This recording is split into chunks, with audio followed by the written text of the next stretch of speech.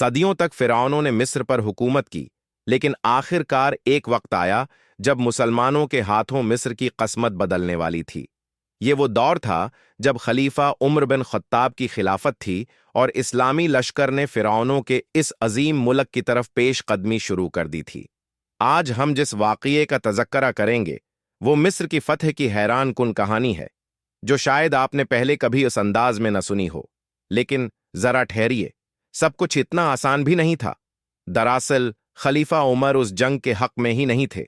इसकी एक बड़ी वजह यह थी कि हमले से कुछ ही अरसा पहले एक होलनाक वबा ने मुसलमानों की फौज को सख्त नुकसान पहुंचाया था। तकरीबन 25,000 मुसलमान सिपाही और कई अजीम जर्नील इस बीमारी की भींट चढ़ चुके थे। सूरत-हाल इतनी नाजिक थी कि खलीफा उमर खुद मदीना से निकले और फौज की निगरानी करने जा पहुंचे। वहां उनकी मुलाकात हुई नए आर्मी चीफ उमरू बिन आस से। उमरू बिन आस ने खलीफा को कायल करने की कोशिश की कि अब हमें मजीद देर नहीं करनी चाहिए, बल्कि मिस्र की तरफ बढ़ना चाहिए।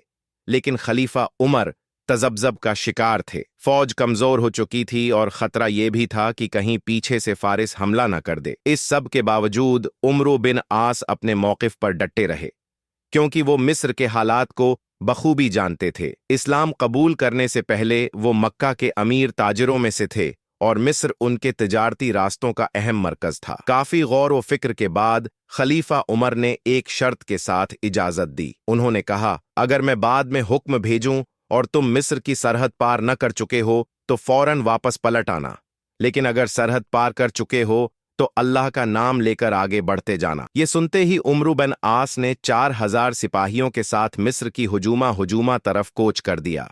इधर खलीफा मदीना वापस पहुंचे तो दोबारा मशूरा किया गया और तय पाया कि मिस्र पर चढ़ाई रोक दी जाए। चुनांचा फौरी तौर पर एक कासिद को खत देकर रवाना किया गया। जब कासिद पहुंचा तो मुसलमान सरहद के करीब थे, मगर अभी पार नहीं की थी। उमरू बिन आस ने कासिद से खत तो ले लिया, मगर दानस्ता उसे फौरन न खोला। उन्होंने कासिद को खाने और आराम की दावत दी और जब इत्मीनान हो गया कि मुसलमान सरहद उबूर कर चुके हैं, तब जाकर खत खोला।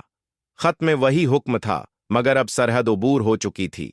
लिहाजा उमरू बिन आस ने अल्लाह पर भरोसा करते हुए सफर जारी रखा। जल्द ही मुसलमान मिस्र के एक अजीम शहर के सामने खीमा जिन हो गए। ये शहर मामूली न था, बल्कि गुज़श्ता सदियों से रोमियों के कब्जे में था। रोमी फौज ने भी औरतों, बच्चों और बूढ़ों तक को हथियार थमा दिए ताकि मुसलमानों को डराया जा सके, मगर मुसलमानों का हौसला कमजोर न हुआ।